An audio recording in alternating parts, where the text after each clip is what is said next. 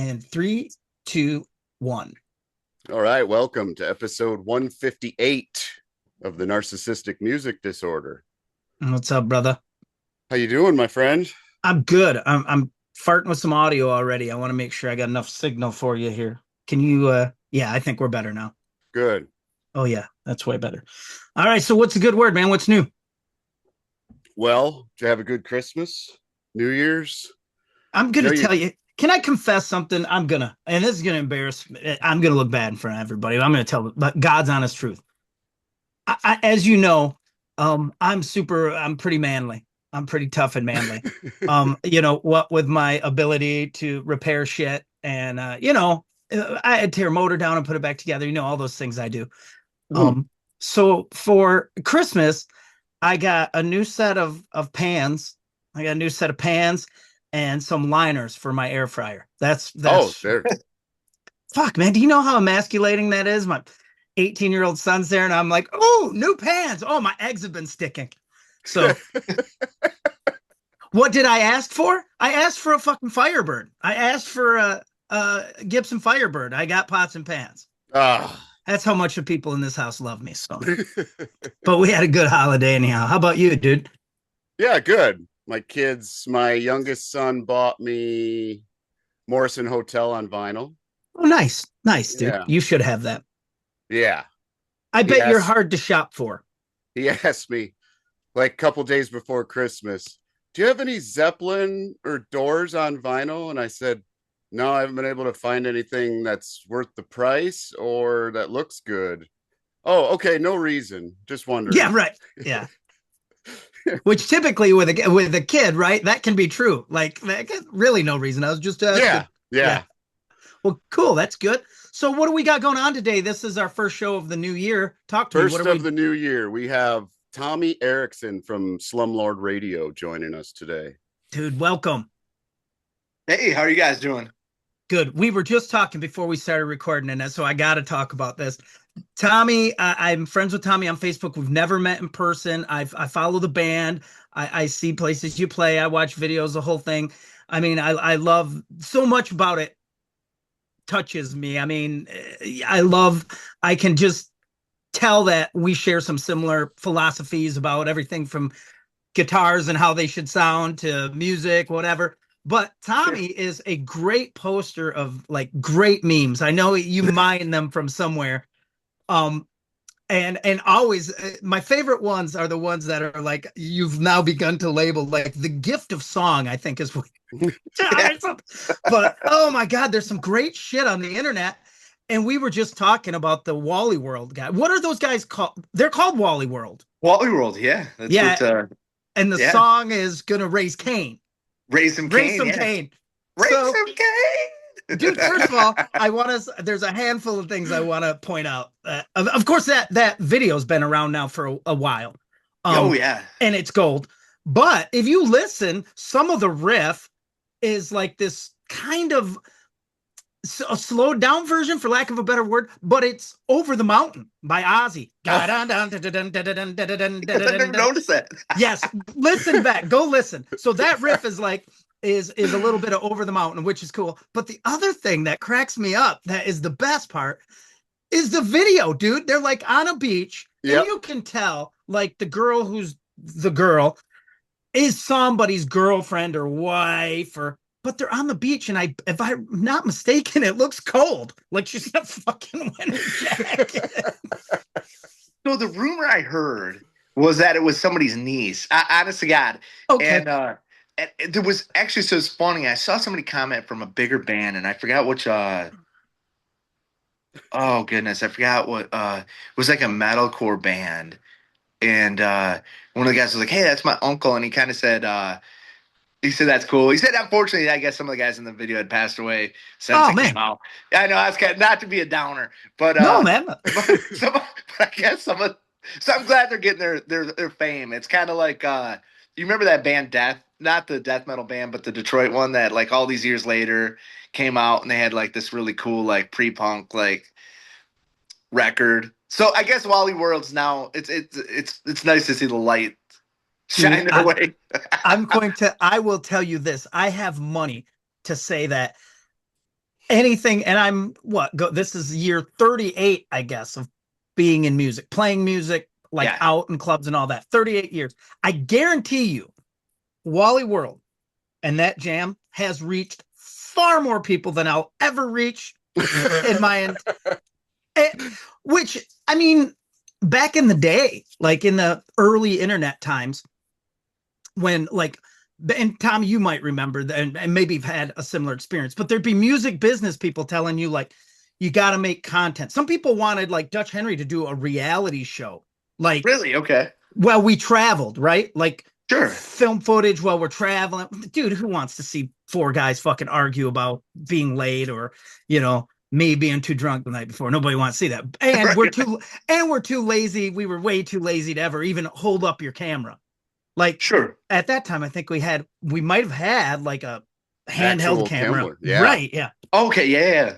But dude, look at what it can do. Look at what a bad video, and it is a bad video, right? It's not great. Yeah. But I sort of have a little feeling like maybe the singer looks a little bit older, but I bet in his heyday, and even on that song, it's not like he sounds terrible.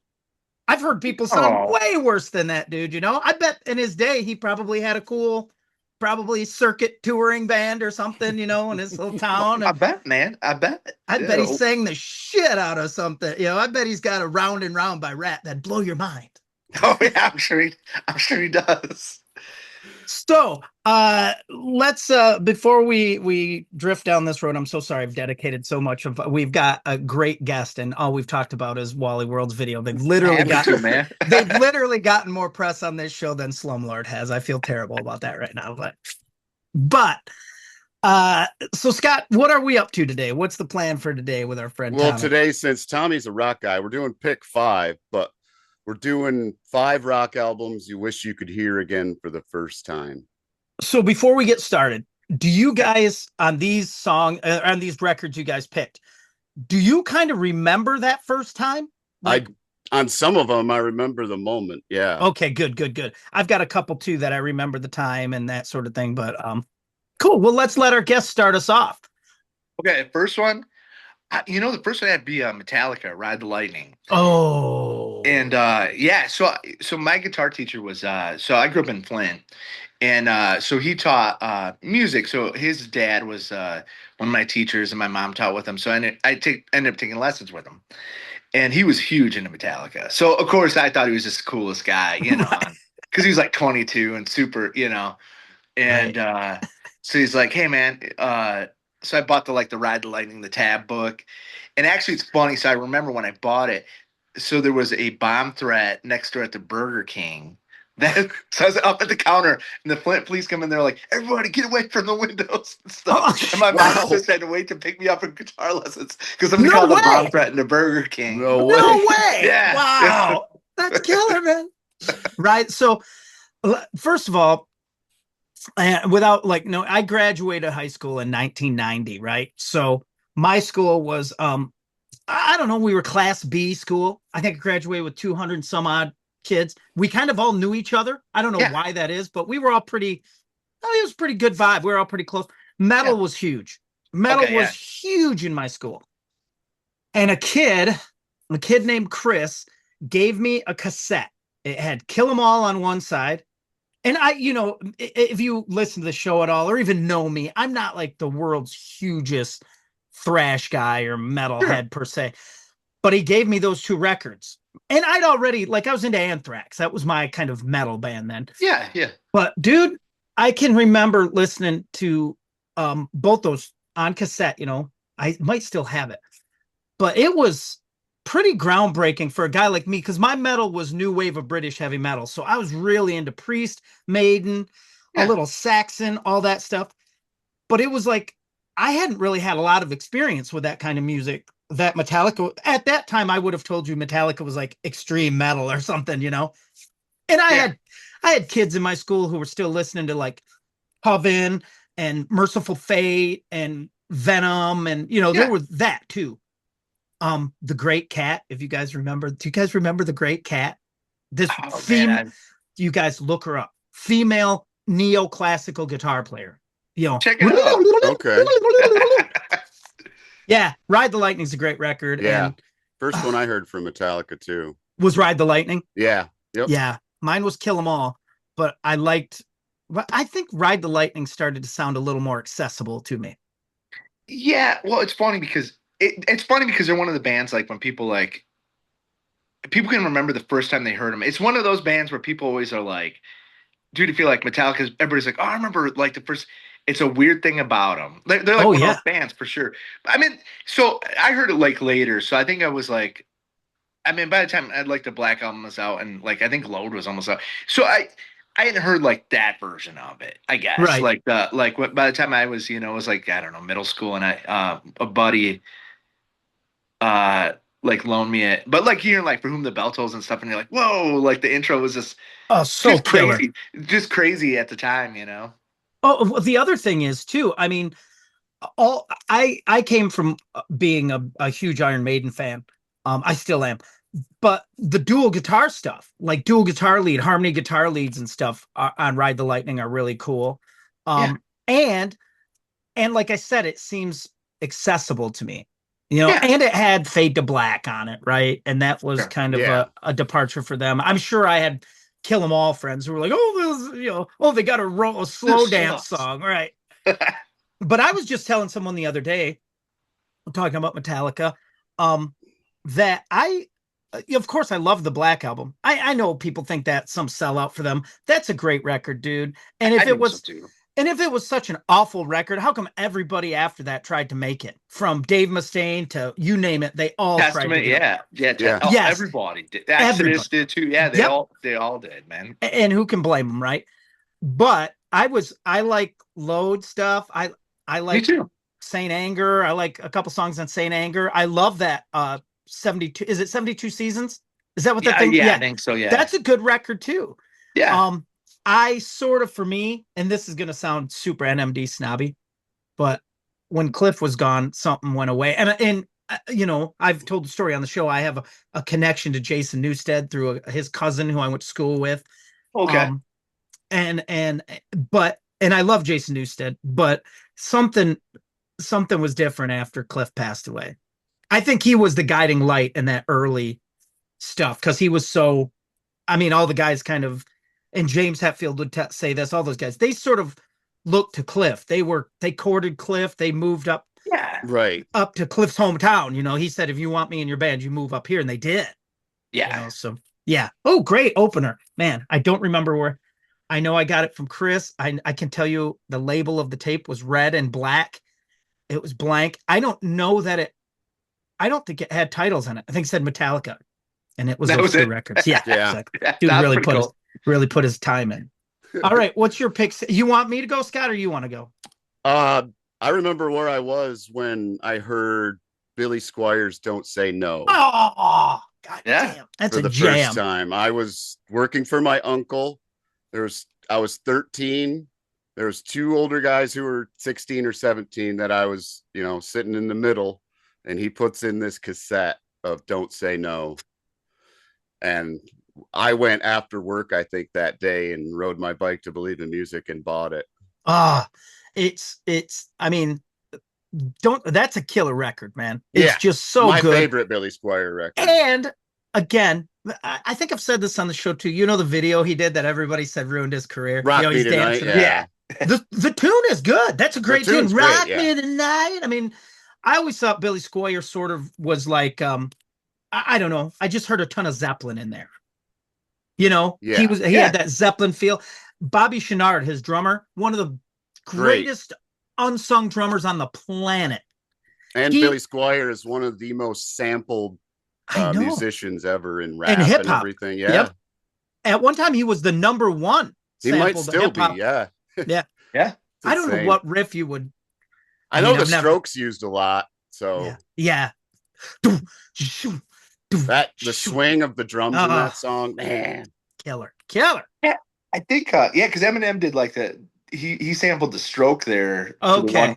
And that Big Beat, I think, was the one that they always sampled, like the kick or something off of that. Yeah, I think that was on my same record. I think was the one like probably be like "Lonely Is the Night" or something. That's a great one too. Oh yeah, Bono-esque drums. The kick drum sounds massive. The snare, if you listen to those Billy Squier records, the snare is tuned similar to the way that Stan Lynch tuned a snare for like Damn the Torpedoes by Tom Petty. Okay. Oh, okay, yeah. And I remember Petty saying like the Jimmy Iovine would get on, was really busting Stan Lynch's balls because he would get off time. And Petty saying like, well, yeah, man, he had to pull his stick out of that snare drum. It was tuned so loose, it'd be like pulling it out of fucking paint, But yeah, killer. That's a great record. Good call, Scott. That is. All right. Well, what am I? Got a bunch of cool rocker guys here. I got to come up with something, and mine's not really rocking. I don't know what kind of mood I was in when I was writing this list, but there was a place in Muskegon called, at first it was called Records and More. They sold used records. It was the first used record store I'd ever seen. You go through and buy used vinyl.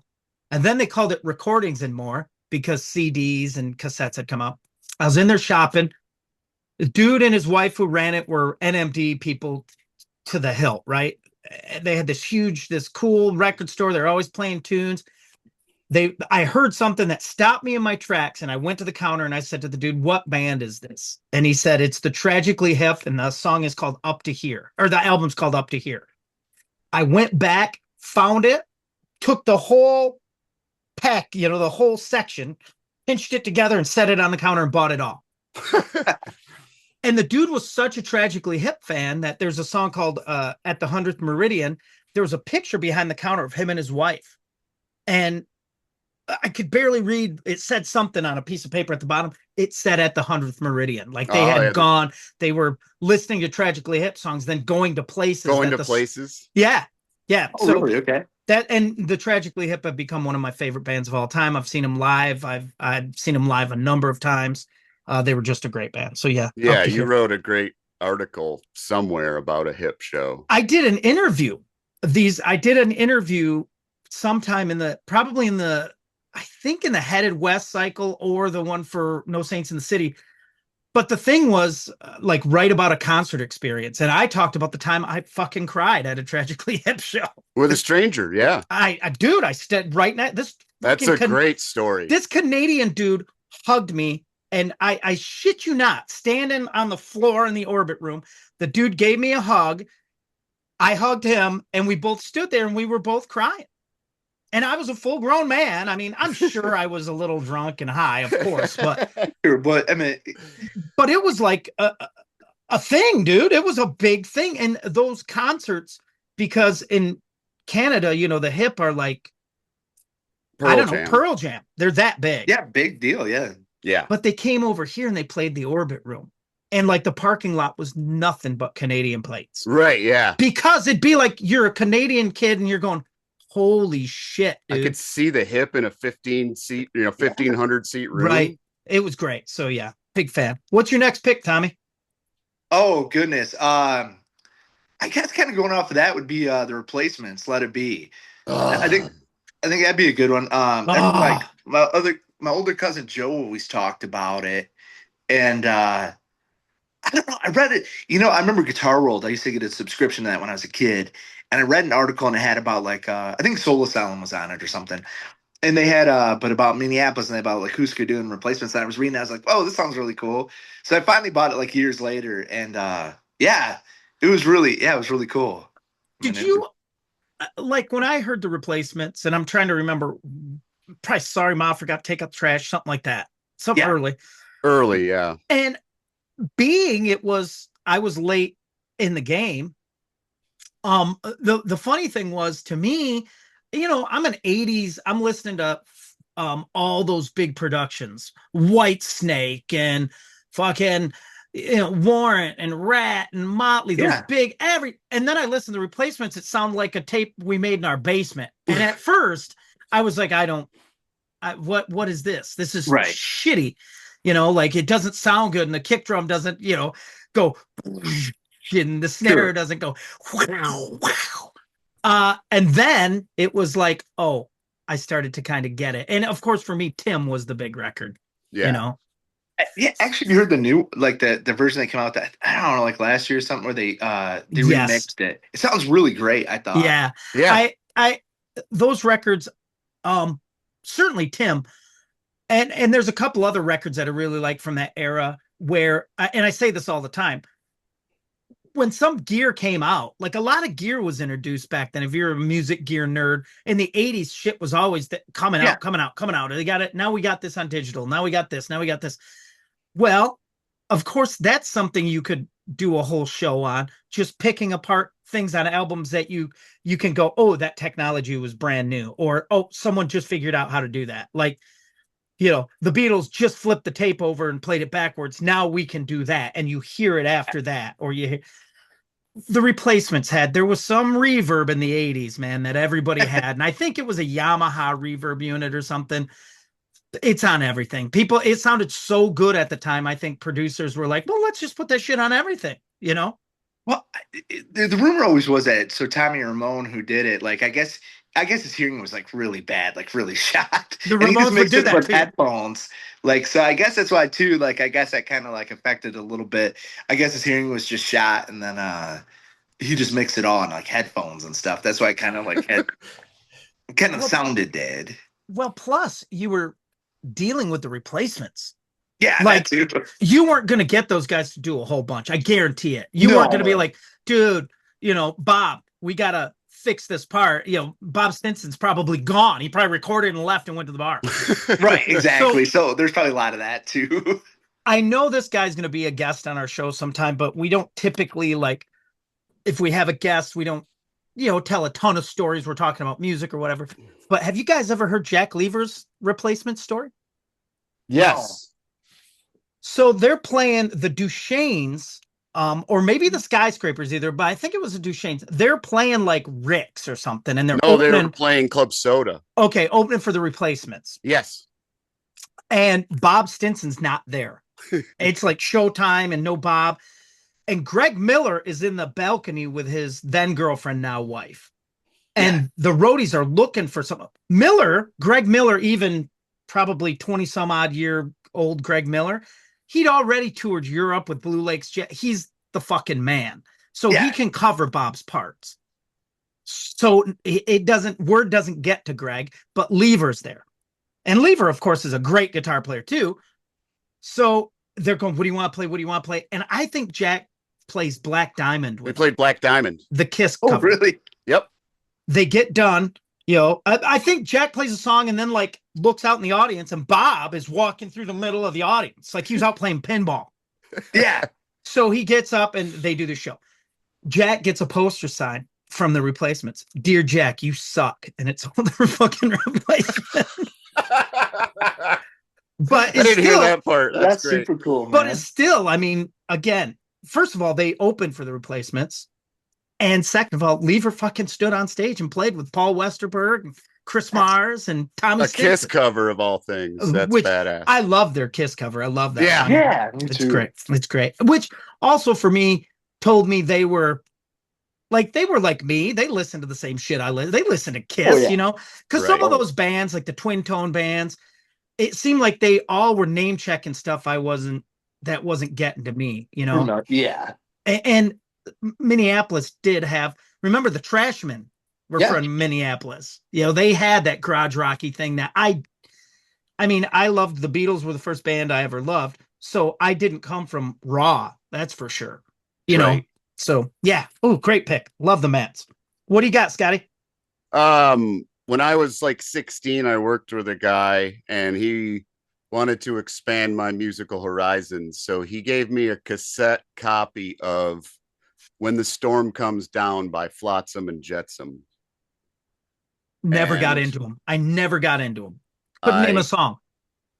That record is the record right after Jason left. Oh, okay. So that record's the first one it's Troy Gregory, I think. No, was it Troy Gregory? Or was he in Prong? I can't remember, but it's the first record after Jason was gone. And it's Eric AK, who's been in Flots since the beginning, as far as I know, I mean, they just put out a record this year, which was called I Am the Weapon, which is badass. He's still got it. He's like 66. What are they like? Flots is thrash. But Like, when they had like Doomsday for the Deceiver with that Jason was on, right. that's more like the operatic Eric AK voice, which I'm not a huge fan of.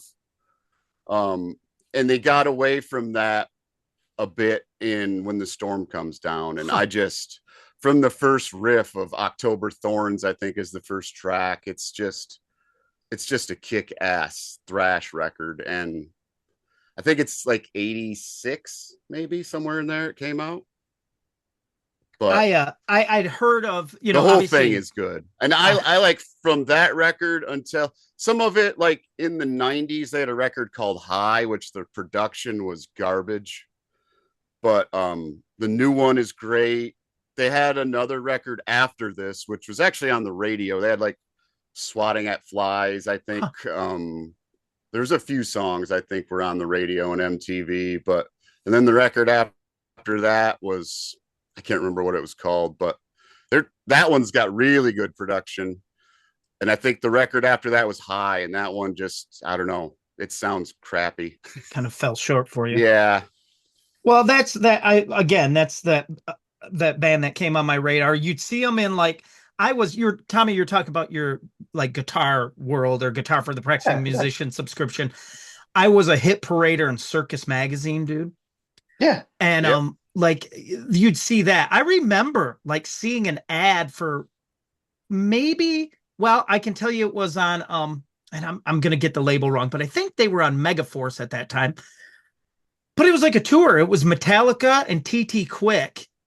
Oh, wow. Who I'm like, my buddy Gerald, who's a sound man and a musician, he's like has TT Quick records. Like he knew who they were.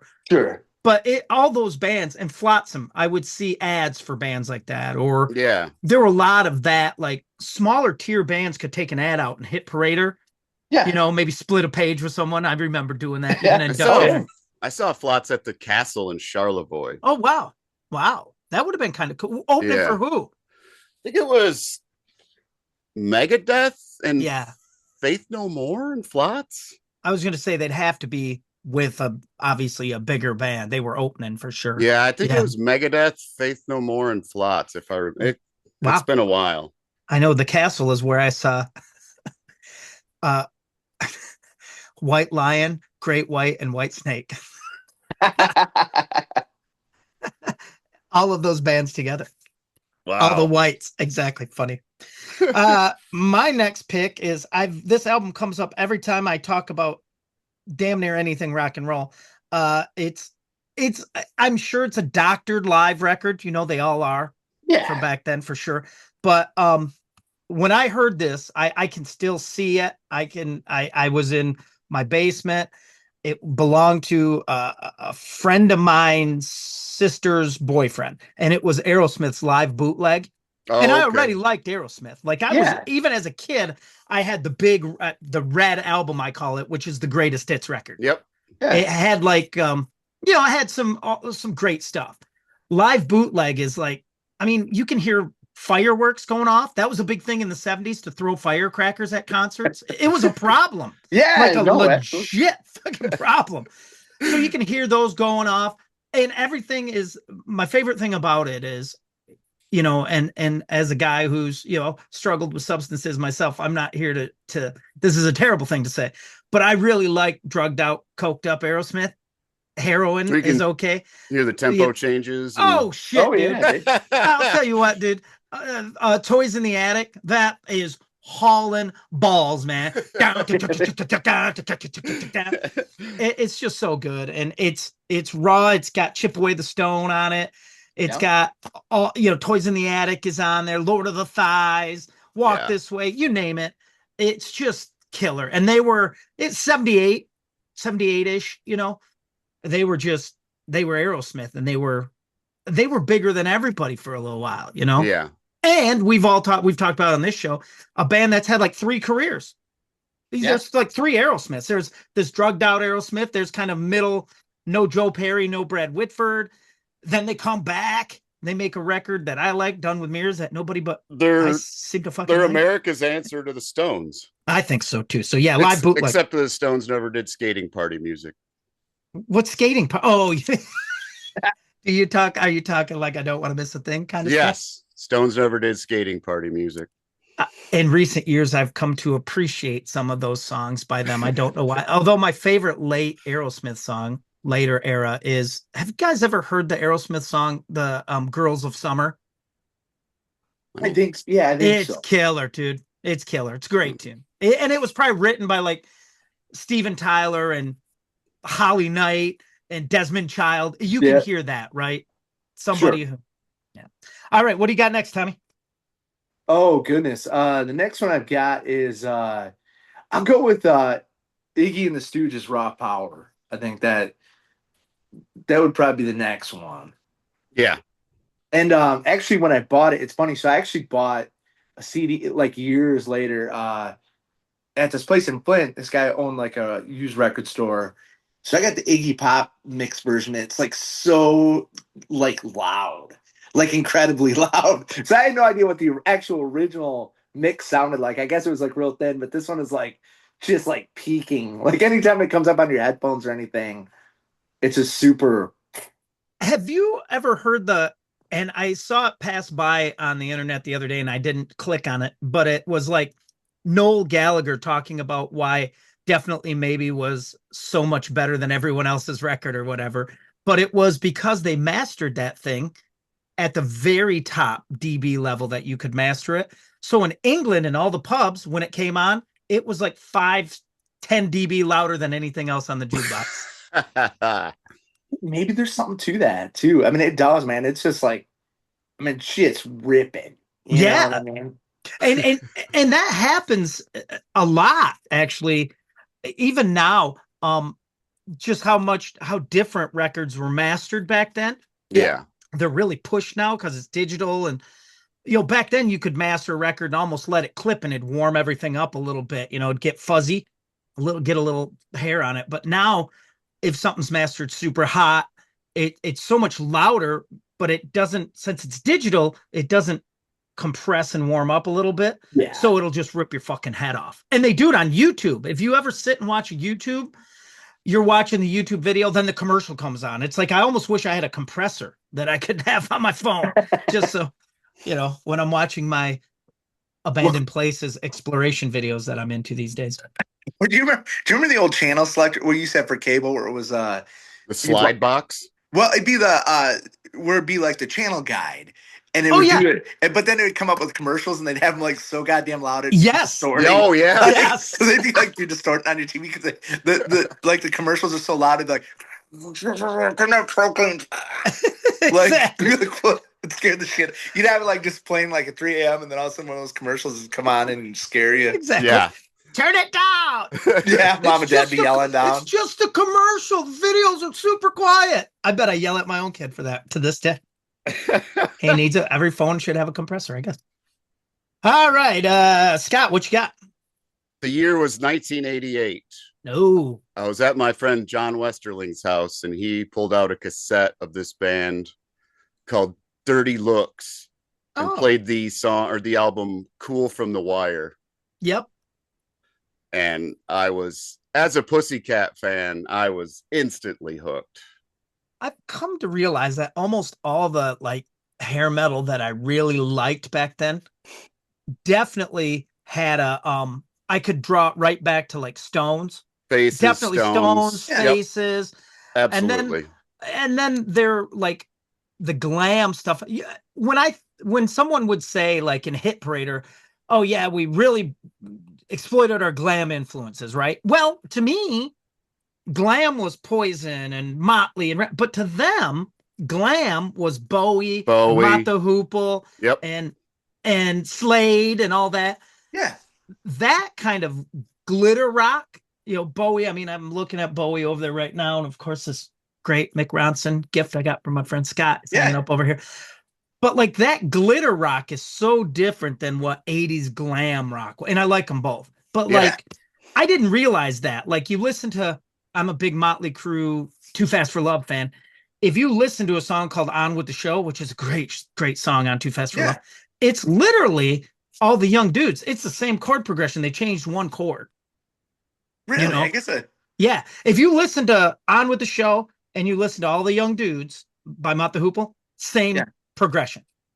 Same I'll progression. just go back and listen to that. Yeah. Man. You comment. You send me a Well, message. I'll check that out, man. You'll totally hear it. But yeah, wow, So, 88, yeah. Dirty Looks, they were like an AC/DC. Yes. They had a record called Turn of the Screw, I think. Turn of the Screw. Yeah, they're fantastic. They had a single. I think it was called Nobody Rides for Free. Does that sound right?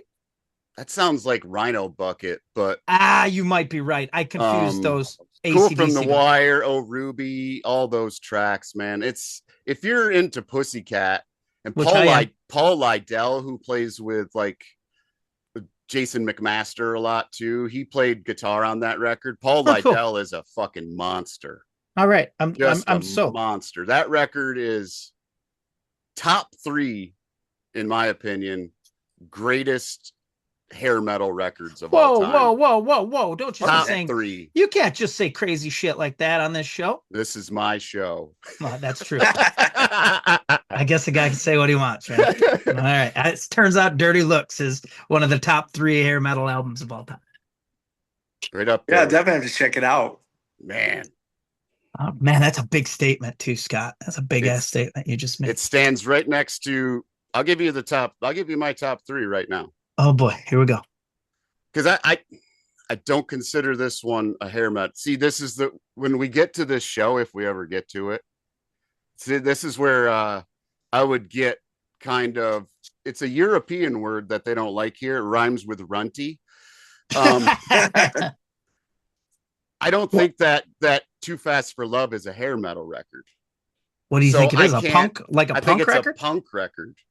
I can't include that. I can't include Skid Row in a hair metal. I can't include. I see what you're saying. You know what I'm saying? But if I have to, okay, then Too Fast for Love. Then it's Kicks. Blow My Fuse. That's a great record too. And then Dirty Looks. Wow. Dirty Looks, man.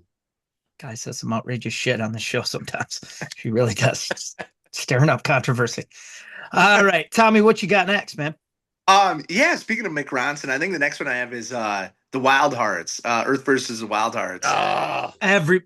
Dude, we've had so many guests on this show that name check that. That's really? a great record. Yes, dude. Yes. Yep. Great record. That's the cool. first one, isn't it? Yeah. Yeah. Well, they had a couple EPs and stuff. Right. But yeah, I think that's the first one. The first record. Man. Yeah. That's cool. Fuck is a good record from them, or yeah. Yep. Oh man, I love that band too. Yeah. I think they have a brand new one. Or Ginger, they do. Ginger did something newer. Yeah. Yeah, they have a new one. Yeah, I think he's got a new lineup, but yes, he does. Yeah, the new one's pretty good. The new one's really good too. They were on the run. Like the last couple were really good too. That they had with the original lineup, well, the classic lineup, I guess, if you will. Yeah. They had a couple come out, couple of years, but yeah, I saw them open for the Darkness in Chicago, and I was like, "Whoa, what is this?" Yeah, that would be a good bill too. That would be a fitting bill. It was. Yeah, it was really cool. So. Yep. Yeah. Oh man, great call. Man, they come up on this show a lot. That's amazing. My next pick, it's so predictable for me, but I can't help it. It changed overnight, kind of what the goals were. And it was when I heard the Southern Harmony and Musical Companion by the Black Crowes. Yeah. I mean, dude, that first record, Shake Your Moneymaker, was great. It was really great. I bought that after I saw the video for Jealous Again. And they reminded me of the Faces, and I liked the Faces already. So, and Rod Stewart, Chris was just like, if you go and watch that, I mean, it's stage moves and songs, and it's faces, and Exile Arrow Stones and all that. Southern Harmony, when that came out, that was one of those records I was waiting for. I didn't have a lot in my life where I would stand in line at midnight at Boogie Records in Kalamazoo. Southern Harmony I waited for. It was like the Black Crowes are coming in. And there was a second of me that was like, oh, well, this is super mellow, because it Thorn on My Pride is in My Pride, all these kind of mellow. Yeah.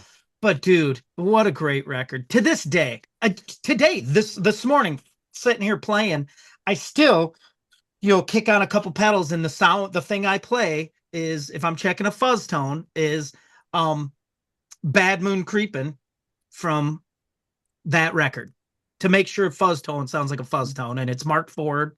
I just spent 2 or 3 days watching Mark Ford playing with Lucinda Williams. He's her guitar player right now. And it's everything, man. It's jammy, and they would go on to become jammier as Chris Robinson started wanting to be Jerry Garcia. Right. Yeah. But that record and that lineup is top notch, man. That tour, High as the Moon tour, is still one of the best presented rock and roll shows. No park hands. It was all Christmas lights like I have down here. Yep. And just great band. Yeah. Love them. Great band, man. Love them. Yeah. They're a great American rock band in that Aerosmith vein. They're carrying that torch too, and the Stones and the Faces and all that. And I still love them. And I love them when they turned into Fish and the Grateful Dead too. And you guys know I hate hippie jam bands. I hate it. They did that with Jimmy Page and stuff. That was cool. That was great. That was and great. They've always had great lineups and great guitar players. Audley Freed is a hero of mine. Mark Ford. Jeff Cease is a great guitar player. He's in Eric Church's band, I think, to this day. We were just talking about Eddie Harsh this morning. Yes, and Luther Dickinson was in the Crows. I mean, come North on, Mississippi All Stars. Yeah, great Man. stuff. I was just watching that Rick Beato one, and they had the producer that produced it wasn't Southern Harmony, it was one before it, but I guess he did the solo on Hard to Handle or something. Oh, cool. I guess somebody was like, oh yeah, it's like a little late. Like, I guess he said one of the Stone Temple Pilots guys always gave him shit because he were like, yeah, it sounds like you're a little behind the time, but it sounds great though. It fits, right. Yeah, I bet. Oh man, great records. All right, so who's next? Is it Tommy? What do you got, man? Oh, me again? Oh yeah. Actually, I'll go with Motorhead, Overkill. Oh yeah. Do you remember what your first Motorhead song was? Was it Ace of Spades?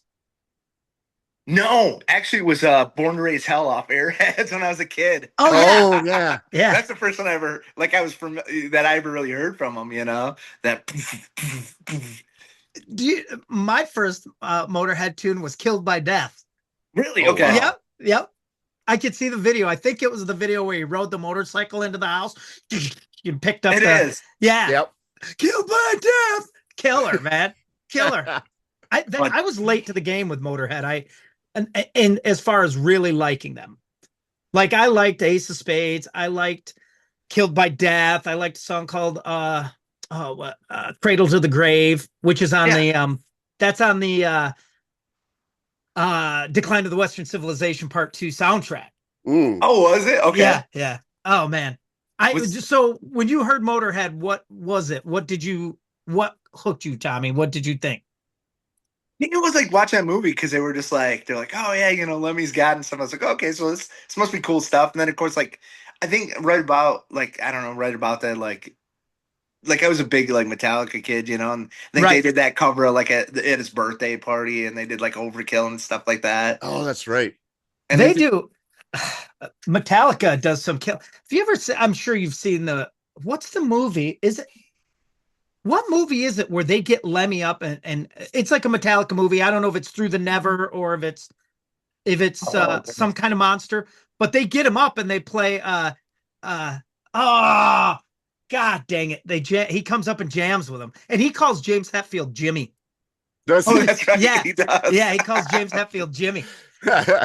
Yeah, Jimmy, we'll get up and do whatever it was, I forget what song was now that they did, but it was just killer. Yeah. And you'd see the shirts all the time, right? Every rock star you knew was wearing a Motorhead shirt. Yeah. Yeah. Yeah. And now I love them because I think it was the Lemmy movie where I really switched over and became because of Lemmy, his personality and his intellect and his love of. I use his story all the time. I tell kids at the school I work at, I tell people, adults, it's Lemmy that said he remembers before there was rock and roll. Yeah. Oh, that's so crazy, man.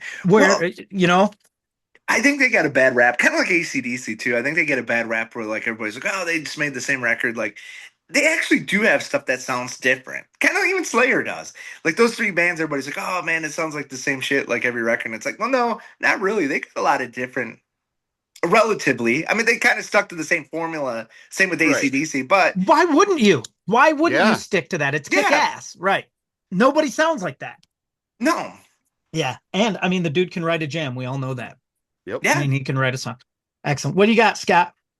In when I was probably in 7th grade, I was upstairs in this house listening to Night Songs by Cinderella. That's a great record. Great concert. And my dad called me downstairs and said, if you like that, you should check out where glam came from. And he played me Desolation Boulevard by The Sweet. Yeah. Okay. Yeah. I Love wish The I Sweet. could. I loved that from. It was probably like, I don't remember the first track because the American version is different than the British version. Okay. So I don't know the track. I can't remember the track lineup, but it was What an probably like NMD thing to say. AC/DC. Yeah, no kidding. It's probably like AC/DC or something, but he played me that 8-track and Yeah. I was hooked. That's killer. Man, Yeah. Desolation Boulevard. Just Name checked in all those magazines. Every glam band, every 80s, Sunset Strip band would talk Motley about the Sweet. Crue loved those guys. Yeah, Oh yeah. So, exactly. All right, Tommy, what you got next? The next one I got is New Bomb Turks. I heard them. Whoa, Destroyer Bentley. Boy, and it just a lot of stuff. I really dig is just that raw, just real rock, man. That's just real pedal to the metal. You know what I That's mean? your band, right? it comes out in your band. Yeah. that's you Yeah, I mean, I guys. guess to a degree. I guess that's maybe why. I guess, but just catchy and just great songs. And actually, it was so cool when I was moving around a bit years ago. I was like, actually, Columbus seems really cool to move to because that's where they were from. Yeah, cool. And it was, except for during football season, and then it wasn't cool at all. Like people were a little bit. Militant is the word you're looking for. Yeah, they weren't real excited to have Michigan folks No. living down there. So I guess. Shit. Killer. My next pick, I'm going to cram a couple in the interest of time here. I'm watching my computer that's literally saying hard drive space is low. I told you this would happen, Tommy. I'm going to go 2 albums. One, of course, I mean, it's stupid to even bring it up, but I remember being in my buddy's basement. I was probably 7 or 8 years old when he busted out Sgt. Pepper's Lonely Hearts Club Band. Oh, yeah. I mean, and sitting there in his basement next to their pool table with the thing open. And I do have a picture of me as a kid, a chubby kid in a white t-shirt with the album gatefold. Me and my 2 buddies holding it open. Oh, nice. From right around that time, right? So, hearing that was pretty heavy duty. And I carried that album with me in my, listening heart all the way into this next album that I wish I could go back and hear again, which was Let Love Rule by Lenny Kravitz. Oh, yeah. That's a great Beatle album. And it was a nice breath of fresh air because I was coming out of my metal, my hair metal time. And I even got heavy toward the end of that, late 80s, early 90s. I started to explore a little heavier. Plus, I was really into King's X. I loved that band at the time. And this just, between the Southern Harmony and Let Love Rule, it shifted kind of what I wanted to do or be around or listen to for years to come. Yeah. Yeah, great records. So I have those 2. Scott, what do you got? My last one, this is my NMD record. It's a band from Detroit. I saw them probably by accident. I don't remember how I saw them somewhere in Detroit, but my college roommate, I'll call him, he lived across the hall, but our rooms in our apartment building were wide open all the time, or our doors. Right. So we'd just walk across the hall to each other's apartments. But I heard this band called Speedball. I've heard of them. Oh, yeah. And they have a record called Do Unto Others Then Split. And that's killer. I think they have 2 records and then an EP. I have their EP as well, which is called, I don't remember, but it's great. They have another record, which I never found, but it came out in like 94, probably. just garagey. And I mean, if you like Slumlord Radio, the band that Tommy's the front man for and guitarist, then you'll dig these guys. I mean, Killer. it's garagey, it's metal, it's distorted, they have a song about Harleys called Hog. They're just kick ass. They have a song called Ask Gas or Grass, Nobody Rides for Free. Yeah. They're Nice. just it's like you know, the Slumlord, the video that you guys recorded at a business or something like that, Tommy, I think. Oh yeah, the one where we were up in Saginaw there. Yeah, that, you know, it sounds like a a a, a big army marching towards you. That, you know, just that sound is, I love that garagey. It's almost not a gallop really, but it's just, I don't know. It sounds like a fucking meat grinder, and I love it. No, absolutely, man. Yeah, because Chuck and that band, super nice dude. But yeah, because he was in Seduce too. Do you remember those guys from Detroit? Hey, No. best band. You don't remember Seduce? Oh yeah, let's check it out. Dude, they're in Decline of the Western Civilization. Yes. Now I It's know it. Yeah. The best fucking line in the whole movie is the guitar player, dude, long hair, cool looking guy, Detroit guy. The lady, Penelope Spheres, asks him, who's the biggest band in Detroit? And that fucker looks right at the camera and goes, us. Yeah, you did.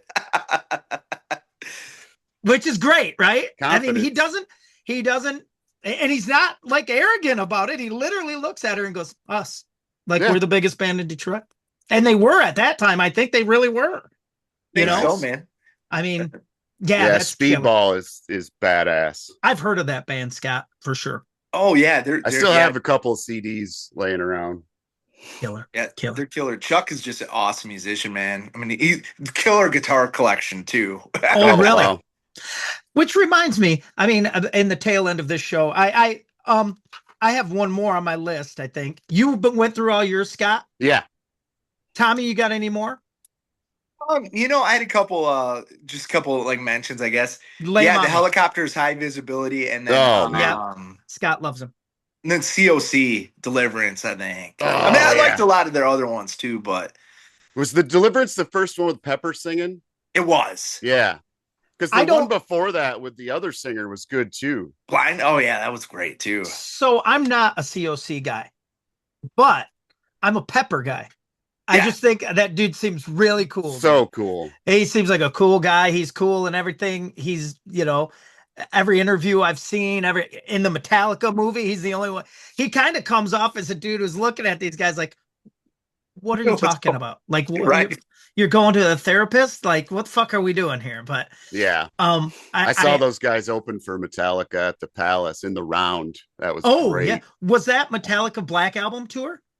No, it's probably Load era. Okay. Oh, cool. Newstead was still there because I caught a Newstead bass pick. Oh, killer. Yeah, I gave it to my buddy who's a big Newstead fan. But yeah, killer. COC opened, and man, they were awesome. Those guys in Metallica love that band too. If I remember right, Nugent came out and jammed with all those guys too at the end. Oh, wow.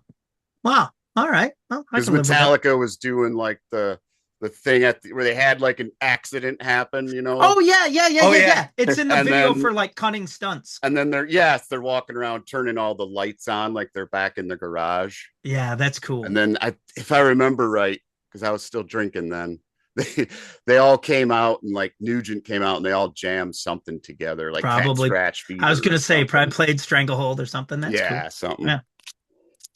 Well, I only had one more. It was a country album.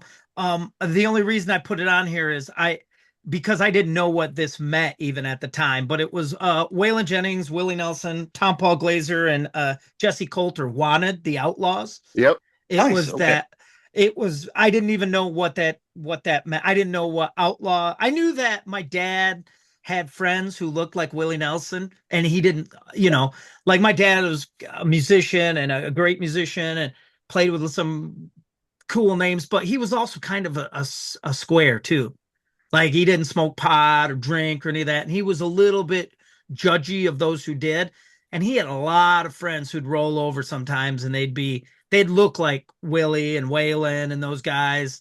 you Sure. know, and you could tell that they were kind of living like that. I remember him telling me like one of his buddies, they'd have ads on the radio, like WMUS would be like, this weekend at the Fireside Inn, Jack Kittle in the Now Country, and they'd even rattle off like dudes' names, like, you know, Randy Broughton on drums and this dude on steel, blah blah blah. And my dad, and I remember going, who is this guy? Like some dude had a one name, Yeah. Gypsy, and I'm like, who the fuck is that guy? He'd go, that's Ron. I'd be like, why is he called Gypsy? And that's when my dad went, well, some people have stage names. I'm like, what do you? I thought it was because they were famous. I think it's because the dude wasn't paying child support. He's right, But yeah, man, that was That's great. so yeah, that Wanted album by the Outlaws was a big one for me too. And I'd always confuse that. The Outlaws, that album, and the Outlaws, Outlaw, High Tide yeah. and Green Oh, Grass yeah. Outlaws. I always confused that. Like Yep. I thought that would be, I don't know. I was a kid. Give me a break. All right, man. Well, that brings us to the and just so you guys know, the computer that records the audio portion of this crashed a long time ago. Oh, really? Okay. Yeah, so I'll pull the audio off this Zoom thing. It's no big deal. But, dude, thank you for being here, Tommy. Hey, thank you guys for having me, man. I appreciate it. And just for a little tail end, we're known to take some side roads here, but I swear to God, I've seen you with like a Sparkle Les Paul. Oh yeah, yeah, I It's got a Junior, yeah. No, is it it's a Sparkle like standard, maybe 3 pickup Les Paul? No, it's a custom. Actually, Okay. what's funny is I got it off this guy. I think he was really big into like the Stray Cats and stuff because he actually had it like wired up like Brian Setzer or whatever. But Okay. the funniest thing about it, so he sent it out to like California to get painted like that. But the dude actually did with sparkles. So still to this day, and I've had owned it like a couple years, like still I'll be playing it, like I'll get done to be like sparkles over my flake off? cats, like the case and stuff. And it's got like dude like thick like they quote, you know, like I don't know if they put like nitro back over it, but man, there's still to this day like there's sparkles up playing and there's sparkles. It's a killer looking guitar, dude. It is. It's Thanks, man. killer. I've admired that thing from afar for sure. That's And awesome then, looking. Yeah, it's in the same video with where they're playing live, and your bass player is playing an Epiphone Thunderbird Oh yeah, yeah. It and a COC shirt. oh there yeah, you he have was. it. There you have it, man. There was, yeah. I think that was yeah, we did sessions. Some guys own a studio in Detroit, Tuxedo, but they were doing it on the road. So we did that like at the store down outside of Kalamazoo, I think. Was Cool. it? Hot. It was like super hot out, like summertime and shit. Yeah, you were because it was a 3-piece because you were wearing a Flint General shirt, I remember. Yep, yep. Yeah, so I'll be coming to see you in a couple weeks on the 10th. Oh yeah, okay, for Left Lane Cruiser. Yeah. Did you guys play with them years ago when they were here, like 8 years ago? We did, yep. Okay, because I was at that show too. So Yeah. I'll be sober this time, so I'll come talk to you. Sounds good, Scott. Yeah, we'll be there. It should be a good time. Yeah, they're real cool. Yeah, we're excited to kind of play with them again. It's been can't remember if we played with them since then, but it still has been a little bit. So we're excited. Those guys are great. And promote anything you guys have coming. I know I try to promote local stuff on our Facebook page. And we'll put a link to Slumlord on our on the show so people can find you guys. All right, yeah, thank you. Let's see. The 9th we're playing at Mulligan's with Cherry Drop, this band from Detroit. Some young cats, just killer band, and the Bloody Pickups. They're from out of here in Grand Rapids. Also great band, young, just killing it. And then, yep, the 10th we got Left Lane Cruiser. The 31st we're playing it at Graywall Hall in Lansing. They're having that hometown throwdown. Oh, cool. Yeah, that'll be cool. And then 27th we're going back to Flint to Tenacity Brewing with our friends Fukushima Daisies. Oh yeah. Yep, Zuggernaut and Proper Axe from Flint. And that'd be a sessions. So actually check it out too. Some of my buddies have a radio station on the east side called Sessions, Solid State Radio, where they Sessions concert series. Actually submit your stuff. They play Michigan made stuff. Nice. Great resource, man. Very cool. They play Michigan music. They throw shows like in the area for like Killer. Michigan bands and like very supportive. They do like on air advertise. interviews. Like every time I do an on-air interview there, it's always something like some natural disasters, like some ice storm or like tornado or. Oh, great. Yeah. So I don't know if well, they're kind of always worried about inviting me back because it's always something wild happens. But sessions on Solid State. So it's a sessions concert series, and then the April we're playing at the Vault in Saginaw. Oh, nice. Which great place, man. Super cool venue, super nice people. With Cody Parks and the Dirty South and our buddies in Clean. So yeah, it'll be cool. Cool. Well, awesome. We'll be watching, man. We'll be watching. Thank you for doing this, Tommy. Appreciate your time, dude. Hey, no, I appreciate you guys having me on here too. Very cool. And like I said, and I'll keep finding stuff, man. Or keeps finding me to post. Yeah. Well, you've got to, dude. I've come to count on it. Well, absolutely. Oh, I may have lost you guys. I may have lost you. Did I lose you guys? No, I'm here. I think we're still here. Good. I just lost my audio. All right, man. Thank you guys both. Scotty, have a good day, buddy. You too. Love you, man. All right, See you guys. Yeah, see you guys. All right, bye.